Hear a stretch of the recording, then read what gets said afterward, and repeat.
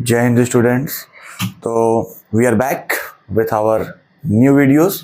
जैसा कि आप सभी को पता ही है कि खासकर जो बोर्ड के बच्चे हैं, आपके लिए एक ऐसा मंथ था जहाँ पे आपने थोड़ा सा अपने आप को रिलैक्स किया।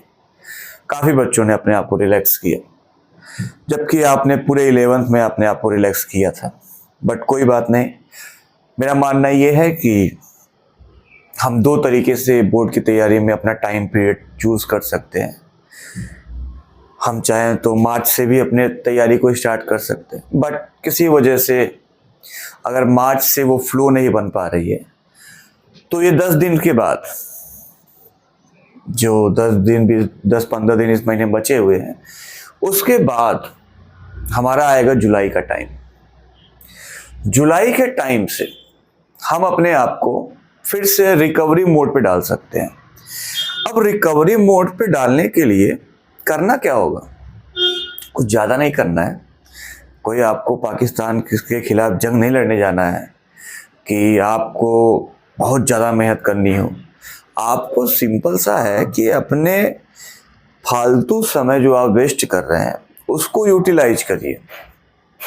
मैंने ये कभी नहीं कहा कि आप एंजॉय मत करिए, आप हंसिए मत, आप बोरिंग लाइफ जिए, एकदम रिलैक्स रहिए, चिल करो। लेकिन बेटा एक चीज ध्यान रखो, जितना टाइम आज वेस्ट करोगे उसका स्क्वायर क्यूब ले लो। मैं तो कह रहा हूं क्यूब ले लो।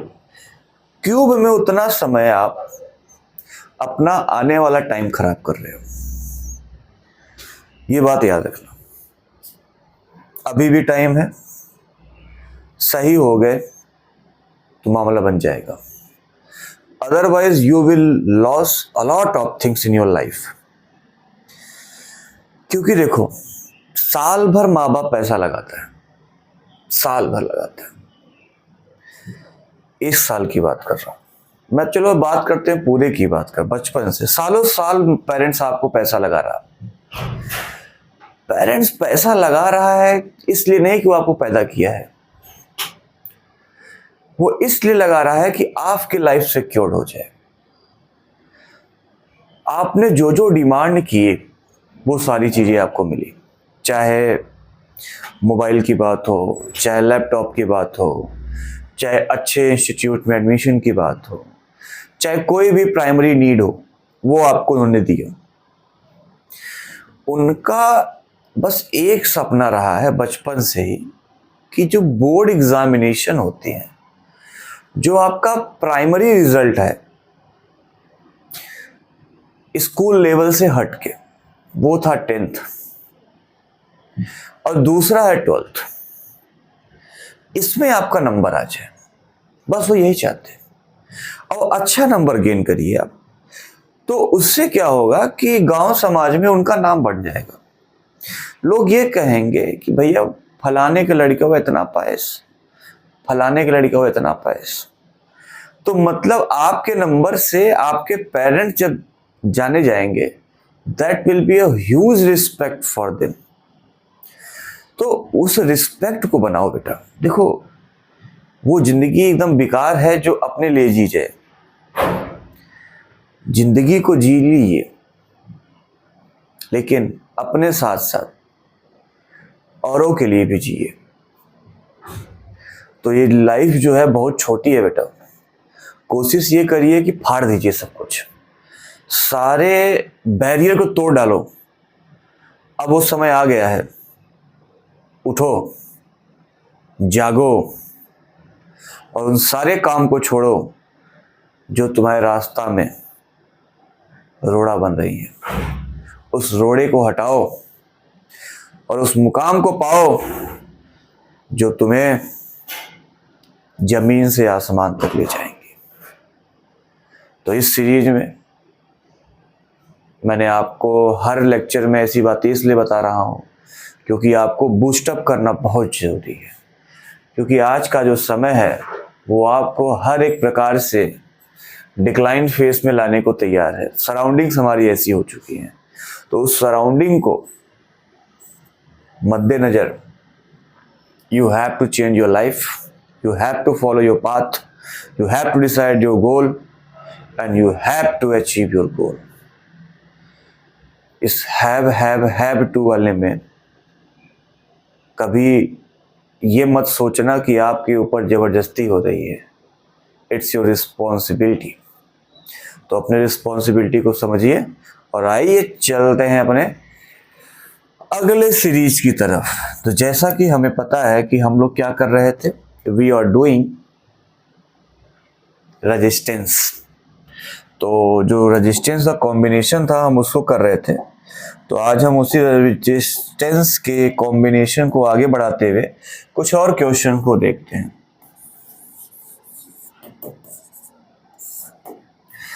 जैसे आज हम लोग क्या करेंगे, कुछ ऐसे ऐसे क्वेश्चंस लाएंगे जहां पे रेजिस्टेंस में कॉम्बिनेशन सीरीज का भी होगा और पैरेलल का भी होगा. तो जैसे एक बड़ा फेमस क्वेश्चन आया है मार्केट में, एक ट्रायंगल फॉर्म में हमें 3 रजिस्टर दिए होते हैं. ये हमारे पास 3 रजिस्टर है. अब समझ में नहीं आ रहा कि हम लोग क्या करें. तो अभी क्योंकि क्वेश्चन कंप्लीट नहीं है तो अभी कुछ कर नहीं सकते. अभी क्वेश्चन को हमें कंप्लीट करना पड़ेगा.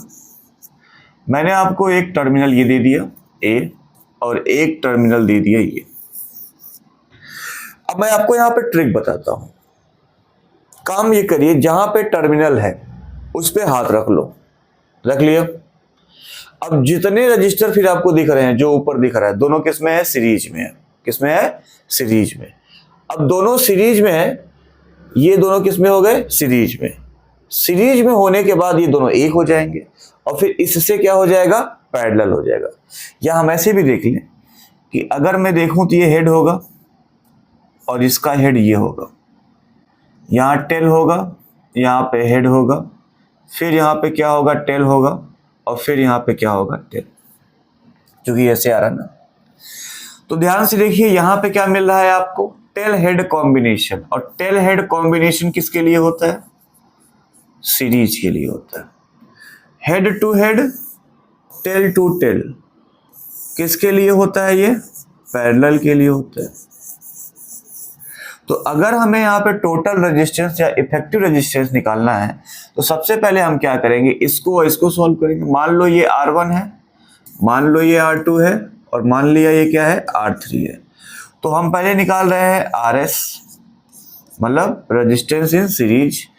तो क्या होगा, R1 प्लस R2, तो 1 + 1 = 2 ओम. तो RS कितना आ गया, 2 ओम आ गया. अब क्या निकाल लो, क्योंकि अब तो यही बचा है.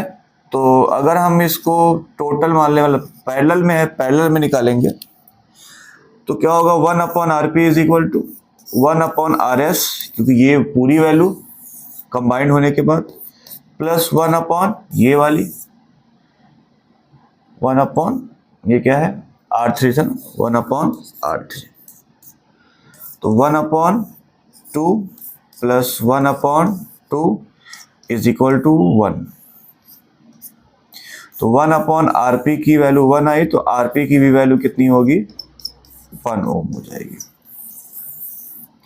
तो ये था हमारा एक ऐसा क्वेश्चन जहां पे हमने क्या देखा कि हमारे पास कुछ कॉम्बिनेशन में थे, जहां सीरीज भी था और क्या था, पैरेलल भी था. तो हम इस प्रकार से क्वेश्चन को सॉल्व कर सकते हैं. आइए इसी सिलसिले में एक और क्वेश्चन देखते हैं.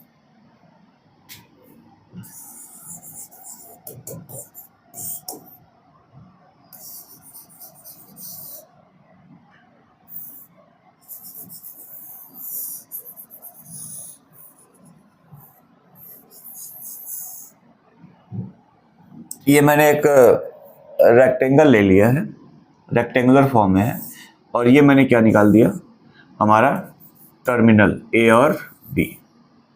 सारे रेजिस्टेंस 1 ओम के ही हैं, सारे के सारे.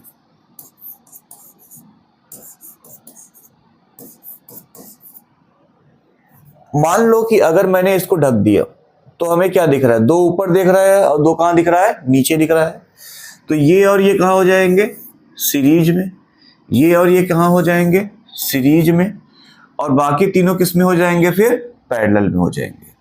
तो आइए सबसे पहला काम क्या करेंगे, हम लोग नेमिंग करेंगे. सबसे पहला काम क्या करेंगे, हम लोग नेमिंग करते हैं.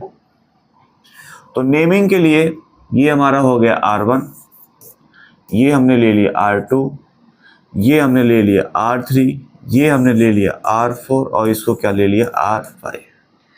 तो हम पहले निकालेंगे RS1, तो क्या हो जाएगा R1 प्लस R2 हो जाएगा बेटा।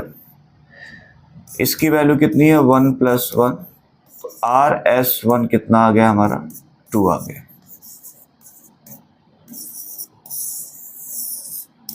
अब आओ दूसरी बात कर लेते हैं, इसकी और इसकी बात करते हैं। तो मतलब ये भी सीरीज में है तो RH2 निकाल लो। तो RH2 कितना हो जाएगा अपना R3 प्लस R4। तो R3 क्या है, R3 है 1, R4 भी कितना है 1 ही है।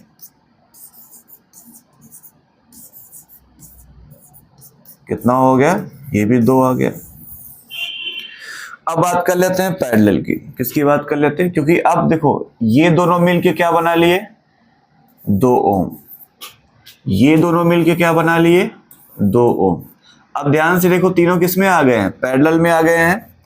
तो यहां से क्या बनेगा आरपी निकाल लीजिए। तो आरपी निकालेंगे तो क्या बनेगा 1 upon RS1 plus 1 upon RH2 plus 1 upon R5।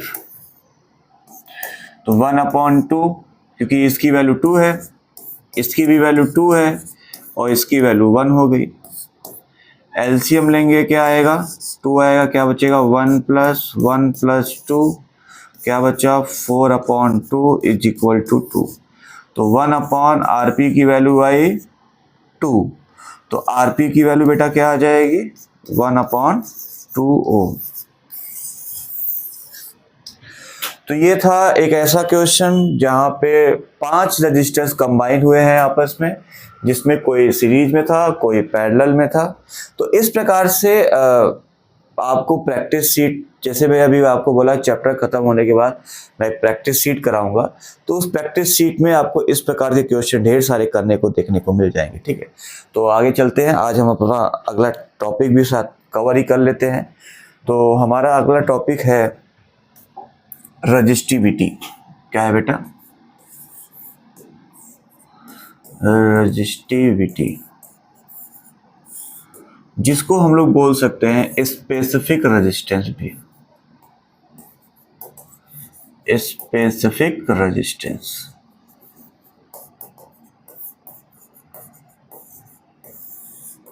अब रजिस्टिविटी और स्पेसिफिक रेजिस्टेंस होता क्या है।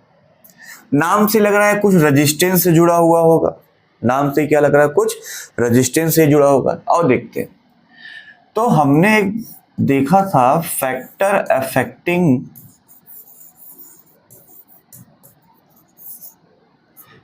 अफेक्टिंग रेजिस्टेंस में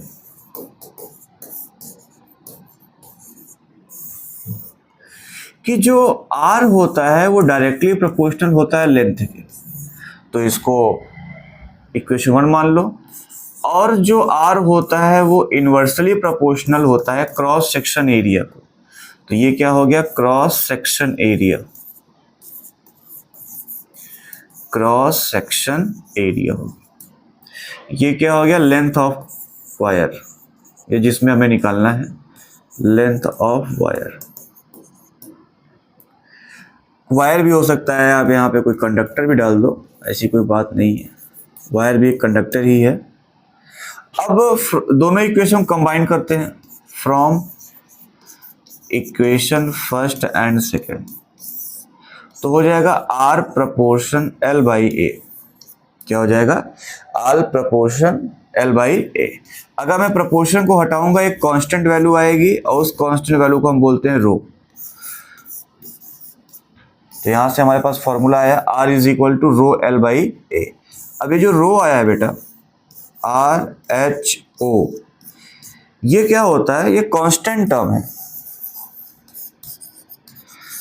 कांस्टेंट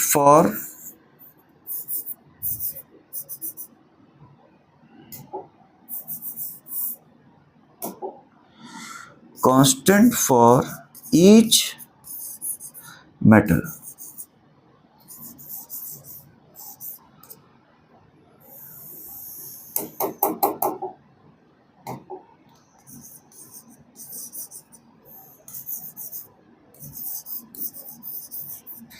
मतलब कहने का ये है कि आयरन का कुछ और होगा, सिल्वर का कुछ और होगा, गोल्ड का कुछ और होगा, जिंक का कुछ और होगा, कॉपर का कुछ और होगा, सोडियम का कुछ और होगा, मैग्नीशियम का कुछ और होगा। तो कहने का मतलब ये है कि हर एक अलग अलग कंडक्टर का ये फिक्स है। आयरन का फिक्स है, आयरन का कभी नहीं चेंज होगा। जो रजिस्टिविटी आयरन की है वो आयरन की हमेशा रहेगी, लेकिन जो आयरन की है जरूरी नहीं हो सिल्वर की भी वही होगी, सिल्वर की चेंज हो जाएगी। अब ये है क्या एक्चुअली, हम आइए इसको ध्यान से समझते हैं। ये एक्चुअली बताना क्या चाह रहा है हमें।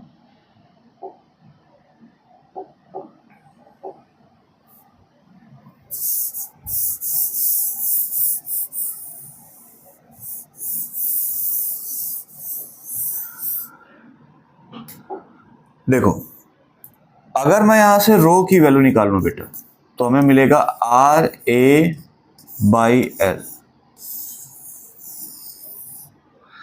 अब RA/L अगर ध्यान से देखें तो जिसकी रेजिस्टेंस ज्यादा उसकी रजिस्टिविटी ज्यादा, जिसका एरिया ज्यादा उसका रजिस्टिविटी ज्यादा, जिसकी लेंथ ज्यादा उसकी रजिस्टिविटी कम।